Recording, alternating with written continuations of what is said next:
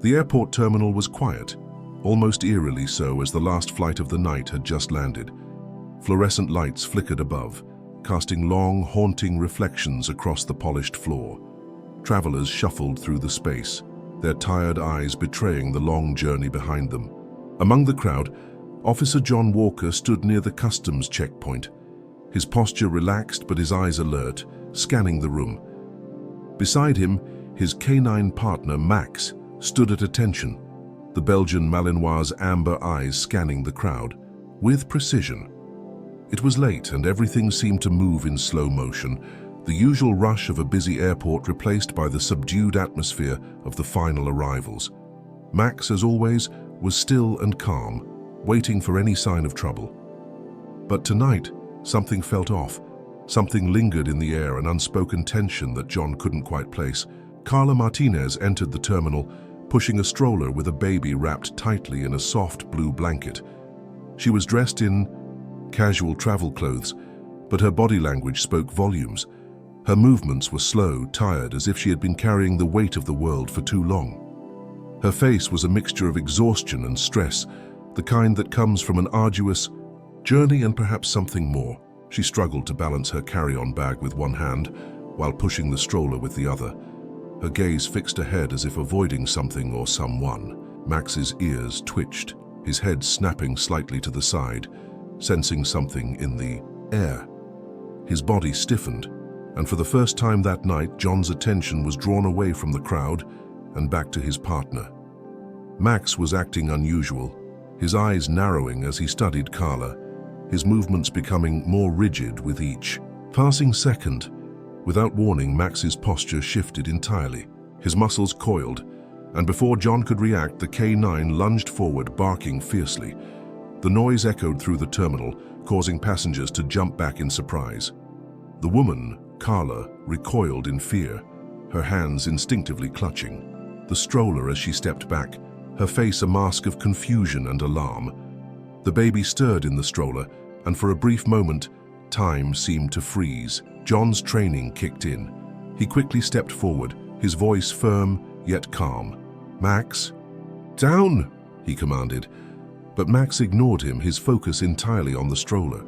The dog's growl rumbled low in his throat, his attention unwavering as he stared at the baby in the stroller. Passengers began to back away, whispers spreading through the terminal like wildfire. Fear and confusion rippled through the crowd. Was there a threat? Was there a danger they couldn't see? John moved swiftly, his hand on Max's collar, trying to pull him back, but the dog resisted, his eyes still locked on the stroller. "Ma'am, is everything all right?" John asked, his voice steady, though his mind raced with questions. Carla's face paled, her lips trembling as she looked from the dog to the officer. "My baby, he's fine, I swear," she stammered, her voice quivering with uncertainty. John's instincts told him to dig deeper, but something about Carla's reaction seemed off. She was frightened, yes, but not of the dog. Her anxiety wasn't directed at the officer or the situation, it was something else entirely. Max continued to growl softly, his gaze never leaving the stroller. The tension in the air was thick, and John knew that something more than a simple misunderstanding was at play. As the murmurs grew louder, Captain Torres appeared, his presence commanding attention. He had been watching the situation unfold from a distance, his eyes sharp as he assessed the scene. He approached the officer with a calm, collected demeanor. "John, what's going on here?" he asked, his voice firm but not harsh. "I'm not sure yet, Captain," John replied, his hand still on Max's collar. "Max is sensing something unusual." Captain Torres nodded, his gaze shifting to Carla, who had begun to tremble, her hands fidgeting nervously. "Let's take this to a more private area for a second check," he suggested, his tone professional, yet concerned. "Ma'am, if you could follow us, please." Carla hesitated, but she nodded, her fear giving way to a reluctant acceptance. As the officers guided her and the stroller to a nearby inspection room, the weight of the moment hung heavily in the air. John couldn't shake the feeling that something far more serious was unfolding, and whatever lay hidden in that stroller would soon reveal itself. The room was small and sterile, its white walls illuminated by harsh overhead lights that only amplified the tension in the air. The hum of the terminal had faded, leaving behind an almost suffocating silence. Carla, now standing near the far wall, clutched her baby's stroller tightly, her knuckles white from the pressure. Her eyes darted nervously between Officer Walker, Captain Torres, and Sarah Johnson, who had stepped in to assist. Max remained alert, his amber eyes fixed on the stroller, his body tense but obedient to his handler's commands. The dog had calmed somewhat, but his unease was palpable, and it was clear that he was still focused on whatever had triggered his alert. John moved closer, his mind racing. Something was wrong. He could feel it in his gut. Max's behavior wasn't just a simple reaction to a scent, it was more instinctual, something deeply embedded within the dog's training. Max had a gift, a rare ability to sense more than just drugs or explosives. He could detect distress, fear, the kind of unease that bled into a person's emotions and intentions. Carla stood there, trembling now, her eyes downcast as if ashamed. John couldn't place it, but something about her demeanor seemed defensive. Not in the way someone trying to hide guilt might act, but rather in a way that suggested she was trying to protect herself, protect her baby. "Ma'am," John began softly, his voice steady. "We just need to make sure everything's okay. I know this is unsettling, but we're just doing our job." Carla didn't respond immediately. Instead, she stared at the floor, her lips parted as if struggling to find the right words. I don't know why he's acting like this," she muttered, her voice shaking. "There's nothing wrong with my baby." John nodded, his eyes scanning her face for any sign of deception, but all he saw was fear, a deep, genuine fear.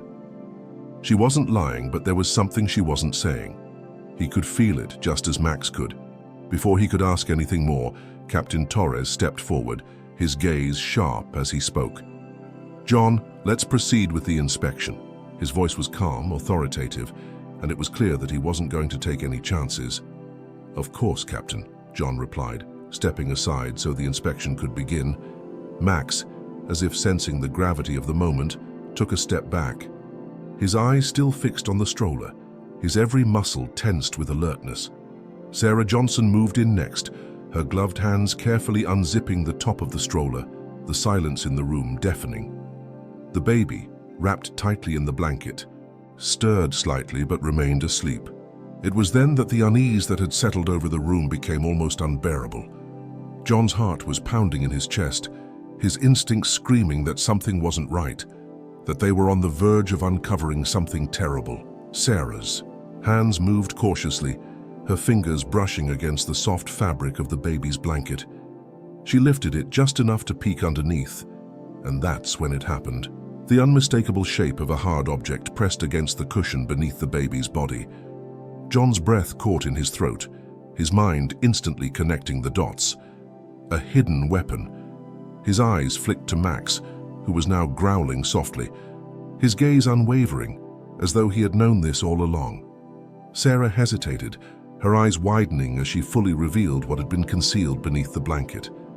A Glock 19 handgun, neatly tucked into the cushion, along with a small pouch of extra ammunition, lay exposed before them. The room seemed to close in around them. The sound of Carla's breath caught in her throat, and the baby shifted again, as if oblivious to the danger surrounding it. The sight of the weapon sent a wave of shock through the room. But it wasn't fear or anger that John felt, it was disbelief. He could hardly process what he was seeing. A gun, hidden in a baby stroller, with a mother and child in tow. It didn't make sense. It was a violation of everything he stood for as an officer. And yet, as the realization set in, he knew this wasn't a typical case. There was more to this than met the eye. "Ma'am," John began, his voice softer this time, a slight tremor of concern creeping in. "Why is this here?" Carla's face paled even further, and her eyes filled with tears. She opened her mouth, but no words came out. The tension in the room was palpable as the officers waited for an explanation. It was Captain Torres who broke the silence, his voice calm yet filled with authority. "We're going to need to take you in for questioning. But first, we need to understand why this weapon was here." Carla shook her head, her hands trembling as she clutched the stroller. I didn't mean to. I didn't plan this, she whispered. John exchanged a look with Captain Torres, both understanding that this was far from over. Whatever story Carla had, it wasn't the one they'd expected. The tension in the small room was suffocating. The discovery of the gun had rattled everyone, but what followed was even more unsettling. Carla stood motionless, her hands still gripping the stroller as though it was the only thing holding her together. The baby slept soundly, oblivious to the growing storm unfolding around them. John could sense her fear, but it wasn't the kind of fear that came from guilt. No, this was different. This was the kind of fear that came from someone who had been through far more than they ever should have. And the more John observed her, the more he realized that the situation was not what it appeared to be. Captain Torres stood across from Carla, his posture unwavering but his gaze softer than before. He had seen this kind of fear before he had dealt with victims who had suffered in silence, their trauma buried beneath layers of denial and shame. This wasn't just a woman hiding a weapon. There was a story, a painful one, that was yet to be told. Carla's breath hitched in her throat, and for a long moment she didn't say anything. The silence in the room stretched, thick and uncomfortable. It wasn't until Sarah stepped closer and placed a hand gently on her shoulder that Carla's composure finally cracked. I had to, Carla whispered, her voice barely audible. I had no choice. John leaned forward slightly, his gaze never leaving her face. What do you mean? He asked, his voice calm but insistent. Carla closed her eyes, as though trying to find the strength to speak, and when she finally opened them, they were filled with an unspeakable sadness. I was running away from him. The words hung in the air like a storm cloud, heavy and ominous. John's heart sank as the pieces of the puzzle began to fall into place. Who? He asked, the question feeling almost irrelevant compared to the weight of her confession. My partner, she choked out. Robert Keller, he's the reason I had the gun, the reason I needed to protect myself. Her voice quivered, and she took a step back, her body shaking with the weight of the admission. Max, sensing the shift in the atmosphere, walked slowly towards Carla, his head tilting slightly as he regarded her with an intensity that seemed almost human. It was as if the dog understood that this was no ordinary situation. Robert Keller, Captain Torres asked, his voice steady but now tinged with concern. Who is he? He's my abuser, Carla said, the words spilling out like a dam breaking. For years he controlled me. He tracked my every move. He would threaten me, hurt me, and I couldn't take it anymore. I had to get away. I had to protect my son. Her voice cracked, and the tears that had been threatening to fall finally escaped. John took a slow breath, his mind racing as he processed the information. The gun, the unusual behavior of Max, it all made sense now. Carla had been living in fear, and the baby in the stroller, the one who had triggered Max's alert, wasn't the source of the danger at all. The true danger was the man who had forced her into this situation, who had pushed her to take extreme measures just to survive. Where is he now? Captain Torres asked, his voice low but commanding. Carla shook her head, her eyes wide with panic. I don't know, I thought he was following me. I've been trying to escape for weeks. He has people who are watching me. I didn't know who to trust anymore, so I came here. I thought I could be safe here, at least for a little while. The room fell into another moment of silence, the weight of her words settling in like a cold gust of wind. John's gaze flicked to Max, whose posture had softened now, his tail wagging gently as if to reassure Carla. The dog had sensed the truth, even before Carla had spoken the words aloud.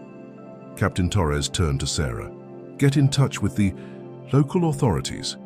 We need to issue an APB for Robert Keller immediately. If he's involved in any kind of human trafficking or has an organized network, we need to shut it down now. His tone was grave, but there was no hesitation in his voice. He knew that what they were dealing with was more than just a case of smuggling. It was a matter of life and death. John took a step toward Carla, his voice gentle but firm. Carla, we're going to make sure you're safe. We'll do everything we can to help you and your son. He paused, his gaze softening. You don't have to go through this alone anymore. Tears welled up in Carla's eyes as she nodded. relief and fear battling for control over her emotions. "I just want to be safe," she whispered. John placed a reassuring hand on her shoulder, feeling the tremble of her body beneath his touch. This wasn't just a routine stop anymore. This wasn't about a simple bust or a suspect. This was a woman's life, a mother's desperation to protect her child, and a story that had been buried beneath years of trauma.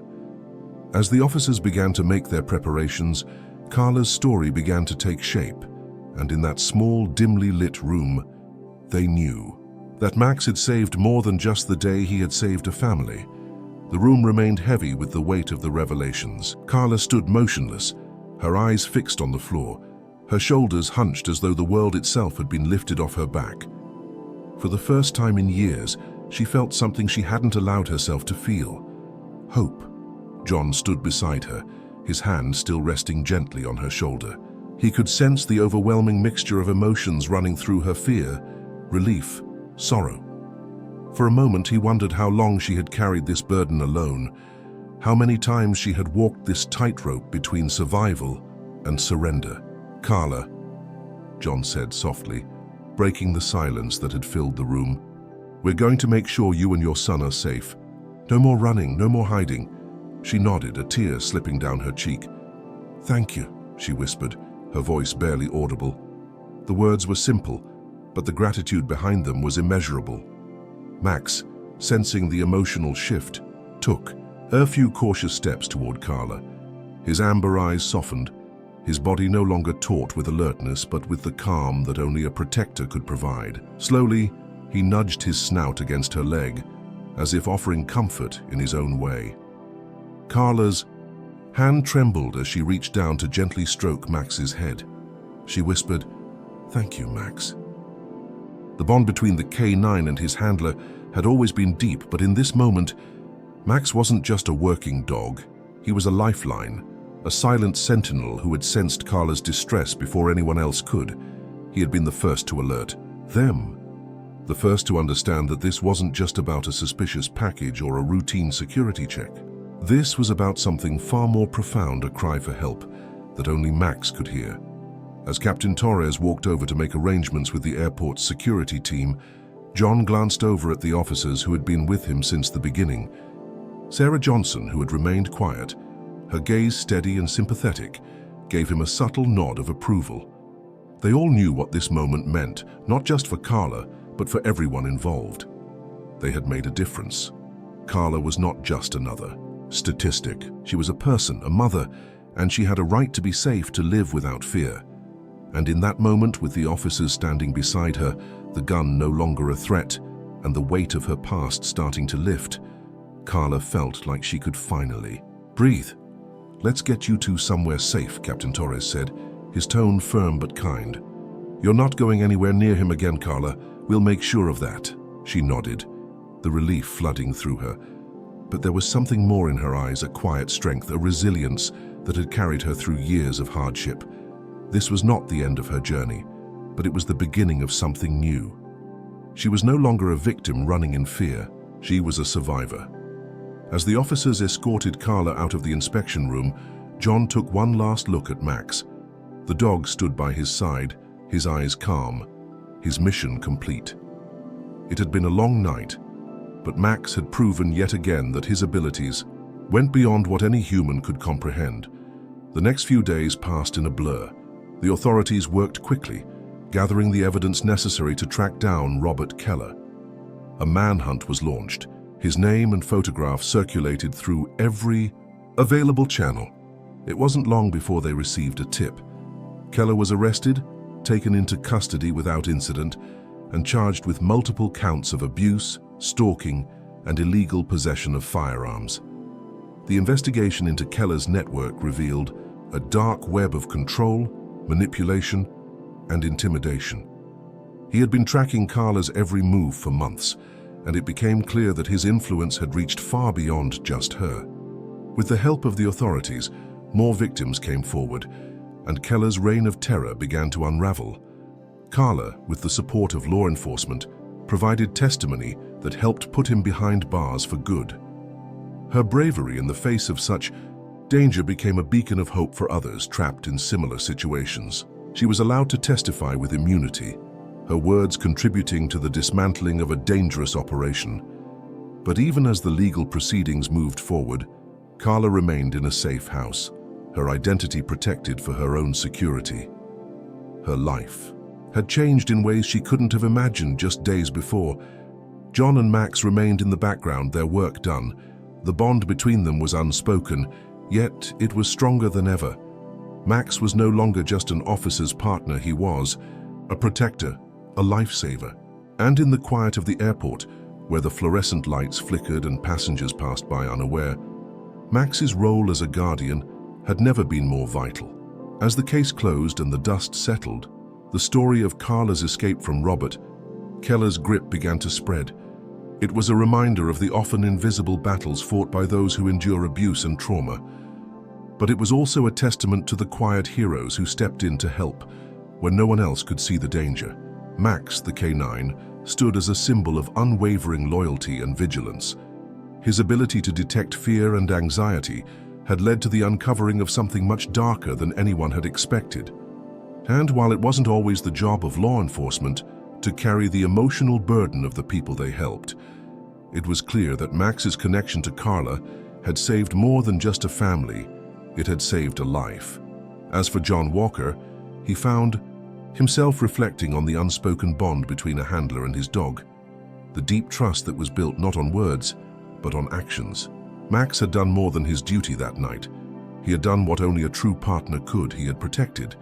And in doing so, he had proven that sometimes the greatest hero is the one who can hear what others cannot. In every corner of the world, there are unsung heroes, those who go beyond their training to save lives, to protect the vulnerable, and to bring justice where it is desperately needed. But often, the most remarkable of these heroes are the ones who don't wear badges or carry guns. They are the dogs who serve alongside their human partners, their instincts sharp and their hearts unwavering. We owe them more than we can ever express.